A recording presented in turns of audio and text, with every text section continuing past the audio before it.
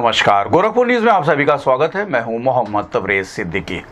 गोरखपुर के निवासी पीके मल, जो 40 वर्षों से आर्मी में देश की सेवा कर रहे थे, अपने जन्मभूमि गोरखपुर पहुंचते स्टेशन पर रिटायर्ड आर्मी के जवान का स्वागत किया। उनके परिजनों ने फूल माला के साथ उनका स्वागत किया और ढोल नगाड़ों के साथ डांस भी किया। स्टेशन पर यात्रियों ने भारत माता की जय के नारे के साथ रिटायर्ड आर्मी के जवान का स्वागत किया। परिजनों ने आरती उतार ढोल नगाड़े के साथ ठुमके लगाए और यात्रियों ने भी परिजनों के साथ ठुमके लगाए। आर्मी जवान को माथे पर चंदन और माला पहनकर उनका अभिनंदन किया। मीडिया से बातचीत करते हुए रिटायर्ड आर्मी के जवान ने बताया कि उन्होंने 40 वर्षों से सेवा में काम किया है, बॉर्डर पर आतंकियों के खिलाफ लड़ाई भी लड़ी और विजय भी हासिल की। उनके 40 वर्ष कैसे खत्म हो गए इसका पता भी नहीं चला। इस संबंध में गोरखपुर न्यूज से बात करते हुए रिटायर्ड आर्मी जवान पीके मल ने कहा, बहुत अच्छा लगा यहाँ का प्रोग्राम देख के। रिटायर होके आए अपने बटालियन में भी, बहुत अच्छा प्रोग्राम हुआ था ऐसे ही। और 40 साल में रनिंग ड्यूटी करके आए हैं बॉर्डर से। अभी अरुणाचल प्रदेश से आए हैं, उसका बॉर्डर पड़ता है, इलाका पड़ता है। और बहुत अच्छा लगा। ऐसे उग्रवादियों के साथ भी कितना बार मुठभेड़ हुआ, लेकिन सब दुर्गे माँ की कृपा है कि अब अभी तक हम बच के आ गए और सही सलामत अपने घर में 40 साल सर्विस करके रिटायरमेंट आए हैं।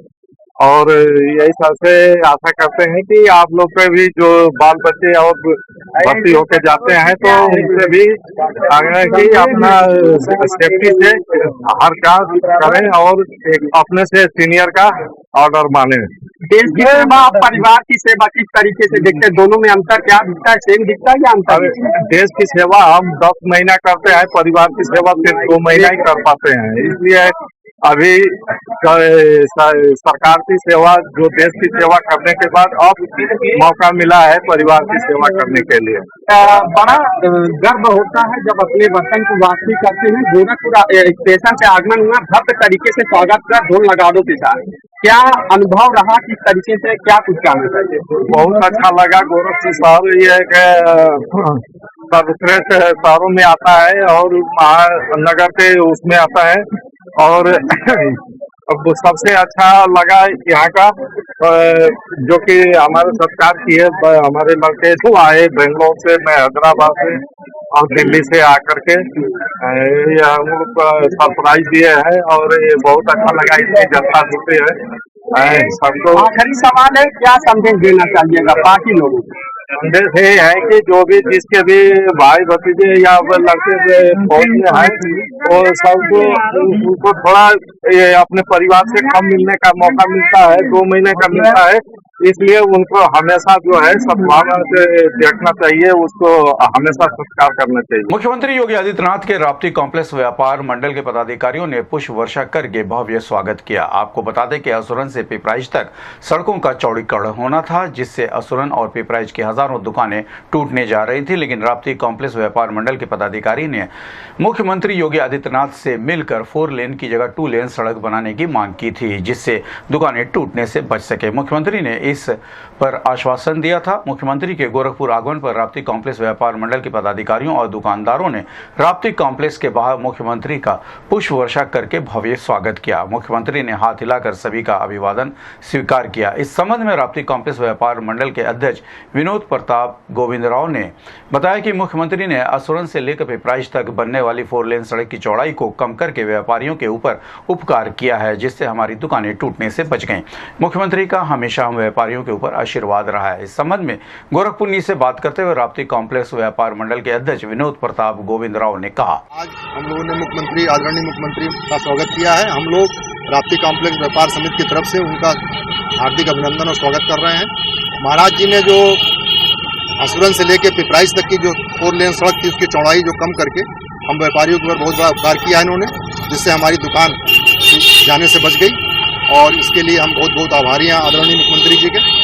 और राप्ती कॉम्प्लेक्स के ऊपर आदरणीय जी का हमेशा संरक्षण रहा है और उनका आशीर्वाद रहा है, और इसके लिए हम महाराज जी का पुनः कोट से धन्यवाद अर्पित करते हैं। कितने दुकानें बचेंगे इससे? राप्ती कॉम्प्लेक्स की करीब 20 से 25 दुकानें और असुरन की करीब 300 दुकानें बचेंगी। कितनी खुशी है आपको जी? कितनी खुशी है इसके लिए हमको अपार खुशी, इसको हम व्यक्त नहीं कर सकते हैं। आपके माध्यम से हम ये संदेश पहुंचाना चाहते हैं कि हम लोग बहुत खुश हैं और उसको हम लोग शब्दों में बयान नहीं कर सकते हैं। आपका नाम? मेरा नाम विनोद प्रताप गोविंदराव, राप्ती कॉम्प्लेक्स व्यापार समिति। कोतवाली थाने की पुलिस ने अवैध कुटरचित दस्तावेजों का उपयोग कर धोखाधड़ी और चोरी करने वाले अंतर्राज्यीय गिरोह के 7 सदस्यों को गिरफ्तार किया है। कोतवाली थाना प्रभारी विजय कुमार सिंह ने बताया कि मुखबिर की सूचना पर पुलिस ने छापेमारी कर इन अपराधियों को गिरफ्तार किया, जिनकी पहचान देवनाथ कुमार पुत्र संतोष प्रसाद राउत निवासी ग्राम अहरार पिपरा थाना गौनहा जिला पश्चिमी चंपारण बेतिया बिहार, दूसरा उमेश राउत पुत्र विश्वनाथ राउत निवासी ग्राम अहरार पिपरा थाना गौनहा जिला पश्चिमी चंपारण बेतिया बिहार, तीसरा गुड्डू राठौर पुत्र विजय राठौर निवासी अहरार पिपरा थरुआ टोला थाना गौनहा जिला पश्चिमी चंपारण बेतिया बिहार, चौथा विशाल कुमार पुत्र उमेश राउत निवासी अहरार पिपरा थाना गौनहा जिला पश्चिमी चंपारण बेतिया बिहार, पांचवा संतोष राउत पुत्र बुखल राउत निवासी थाना गौनहा जिला पश्चिमी चंपारण बेतिया बिहार, छठवां चंदू राय पुत्र फूना राउत निवासी ग्राम अहरार पिपरा थाना गौनहा जिला बेतिया पश्चिमी चंपारण बिहार, सातवां सुनेश राउत पुत्र कन्हैया राउत निवासी ग्राम अहरार पिपरा थाना गौनहा जिला बेतिया पश्चिमी चंपारण बिहार के रूप में हुई है। पुलिस ने इन आरोपियों के पास से 19,760 रुपये घटना में इस्तेमाल किए गए 7 मोबाइल फोन, कुटरचित आधार कार्ड और अन्य दस्तावेज बरामद किए हैं। पुलिस पूछताछ में आरोपियों ने कबूल किया है कि वे मिलकर भीड़भाड़ वाले स्थानों पर चोरी और लोगों को विश्वास में लेकर जेब तराशी करते थे। 29 मई को इन आरोपियों ने टाउन हॉल के पास शाम के समय कई लोगों की चोरी और जेब तराशी की थी। इस घटना के संबंध में पहले ही थाना कोतवाली में मामला दर्ज किया गया था। गिरफ्तार किए गए सभी आरोपियों को जेल भेज दिया गया। इस ऑपरेशन में कोतवाली थाना प्रभारी विजय कुमार सिंह, एसओजी प्रभारी मनीष यादव, सर्विलांस प्रभारी नितेश वर्मा, उप निरीक्षक Dayashankar Yadav, Sushil Kumar, Ravikant, Ashish Kumar Dubey, Rahul Yadav, head constable Ram Iqbal Rao, Arun Kharwar, Durgesh Mishra, Karunapati Tiwari, Arun Kumar Yadav, constable Ravi Chaudhary, Jairam Gupta, Manjeet Kumar, Sanjay Rajbhar, Pramod Kumar और कांस्टेबल सोनू और मंतोष यादव। जनपद में अगले 2 दिनों तक भारी बारिश की संभावना है। जिला आपदा विशेषज्ञ गौतम गुप्ता ने बताया कि आज देर रात से बारिश हुई है और अब तक 16 मिलीमीटर बारिश दर्ज की गई है। उन्होंने कहा कि जुलाई महीने में अब तक 187 मिलीमीटर बारिश हो चुकी है और मौसम विभाग के अनुसार अगले 2 दिनों तक भी बारिश जारी रहने की संभावना है।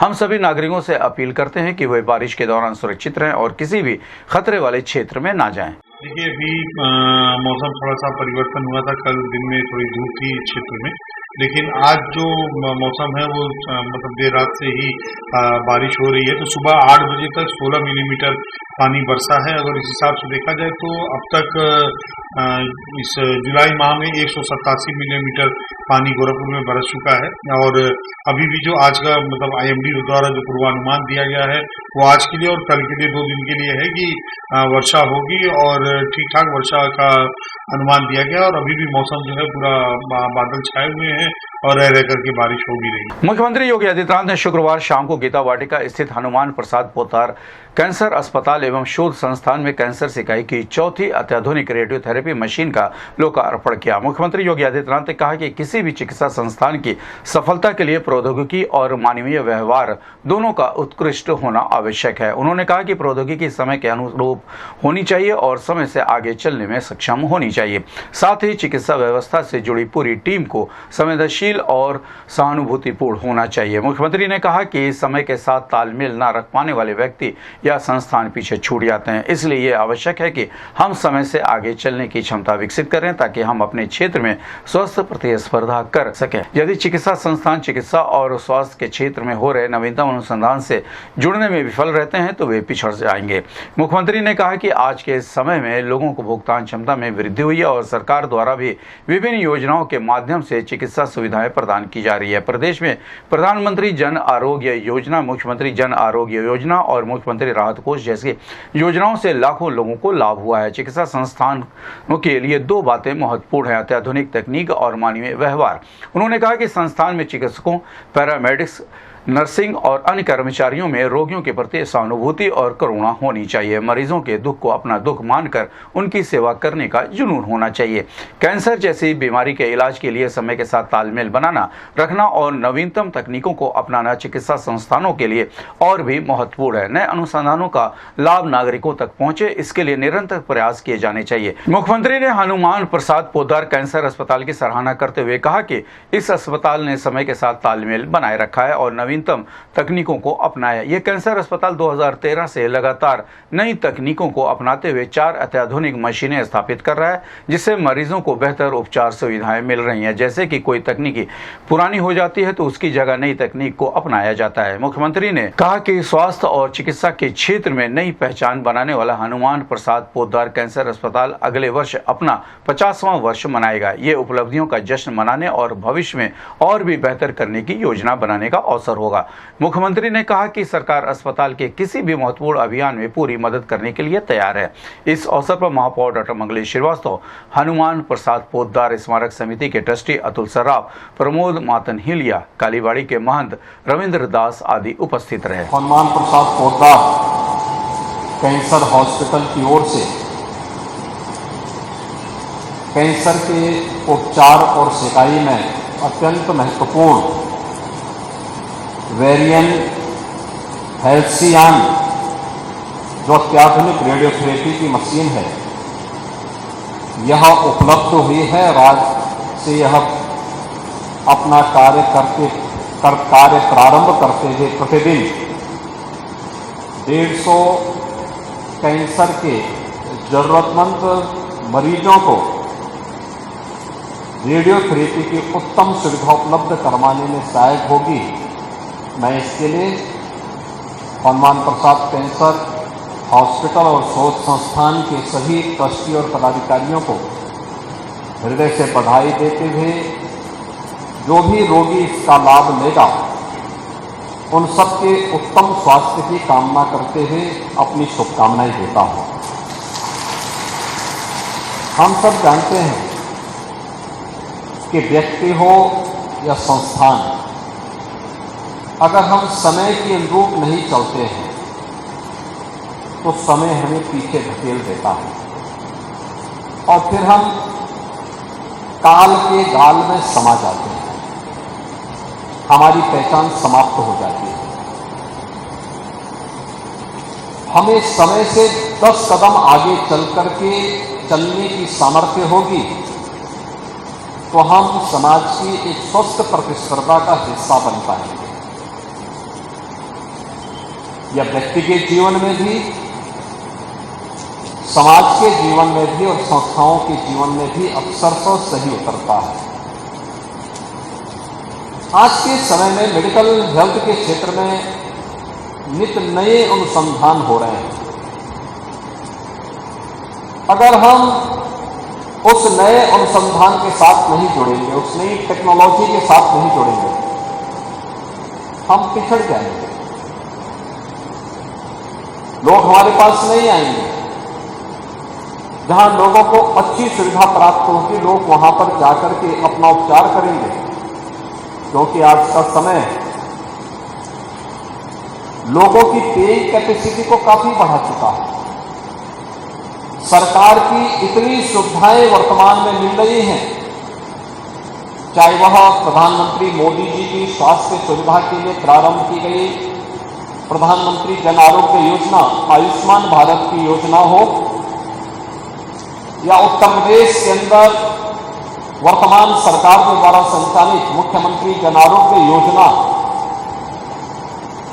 की सुविधा हो, या मुख्यमंत्री राहत कोष से गरीबों को प्रदान की जाने वाली चिकित्सा सुविधा के लिए राहत। लाखों लोग इस सुविधा का लाभ प्राप्त कर रहे हैं, तो स्वाभाविक रूप से वह भी चाहेगा कि उसको अच्छी सुविधा प्राप्त हो, जहां आज की अत्याधुनिक टेक्नोलॉजी भी हो, सुविधा भी हो, और साथ साथ चिकित्सकों का व्यवहार और पैरामेडिक्स का व्यवहार भी अच्छा हो। संस्थान को आगे बढ़ने के लिए दोनों चीजें बहुत महत्वपूर्ण हैं। एक, हमारे साथ जो टीम है वह टीम संवेदना से परिपूर्ण हो। एक गरीब की, एक पीड़ित की संवेदना के साथ ही अपने आप को जोड़ सके। हनुमान प्रसाद कैंसर हॉस्पिटल में यह अत्याधुनिक सुविधा कैंसर के रेडियोथेरेपी के जो पेशेंट हैं उनके लिए उपलब्ध हुई है। मैं हनुमान प्रसाद पोद्दार कैंसर हॉस्पिटल से जुड़े हुए अपने सभी पदाधिकारी और ट्रस्टियों को इसके लिए बधाई देता हूं। हम सब जानते हैं भाई जी का पूरा जीवन लोक कल्याण के लिए समर्पित था। राधा बाबा का पूरा जीवन लोक कल्याण के लिए समर्पित था और उनका तो कहना ही था कि नर सेवा ही नारायण सेवा है। किसी भी रूप में हम सेवा के किसी उपक्रम के साथ जुड़े हुए हैं, किसी भी रूप में है, मुझे लगता है वह हम सबके लिए जीवन की आत्मिक संतुष्टि का और मोक्ष प्रदान करने वाला एक क्षण होता है जब हम किसी गरीब के साथ, किसी पीड़ित के साथ खड़े होते हैं। और यही ध्येय वाक्य भाई जी ने किया था कि नर सेवा को नारायण सेवा के रूप में मान करके, ईश्वरीय सेवा के रूप में मान करके अगर हम कार्य करते हैं तो ये मान करके चलिए कि हम सच्ची मानवता की सेवा कर रहे हैं। और सच्ची मानवता की सेवा का मार्ग जो उन्होंने प्रशस्त किया था, आज 50 वर्ष के बाद भी उसका लाभ हनुमान प्रसाद पोद्दार कैंसर हॉस्पिटल और गीता वाटिका के माध्यम से गोरखपुर और पूर्वी उत्तर प्रदेश के लोगों को प्राप्त हो रहा है। आज के इस अवसर पर यहाँ पर सर्वे भाई जी के और सर्वे राधा बाबा के पावन साधना स्थली को नमन करते हुए हनुमान प्रसाद पोद्दार कैंसर हॉस्पिटल और शोध संस्थान से जुड़े हुए हमारे जितने भी ट्रस्टी हैं, जितने पदाधिकारी हैं, इन सबको मैं एक बार फिर से बधाई देता हूं और विश्वास करता हूं कि लोग लगातार इस फील्ड में नयापन करके, नई टेक्नोलॉजी के साथ जोड़ करके, नए अनुसंधान का लाभ यहाँ के नागरिकों को प्रदान करते हैं। इस फील्ड की आज की आवश्यकता क्या है, उस क्षेत्र में कार्य करते हुए हम अपने आप को तैयार करेंगे। और मैं इस बात के लिए आश्वस्त करता हूं कि किसी भी इस प्रकार के अभियान के साथ हमारी सरकारों का, केंद्र और राज्य सरकार का भरपूर सहयोग उन संस्थाओं को और नागरिकों को प्राप्त होगा। आप सबके प्रति मेरी शुभकामनाएं। धन्यवाद।